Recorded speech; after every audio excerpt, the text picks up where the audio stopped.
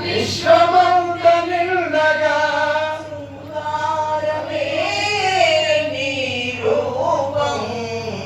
వెండి కొండ పైన వెలుగుచున్న దేవరా ఓనమాలు నేర్చినప్పుడు పలికినాను నీ నామము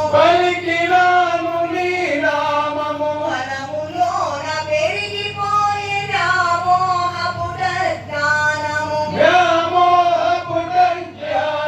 మానవాలు చూచి మమ్ము ఆదుకోవ శంకరా శ్రీనాథునిదే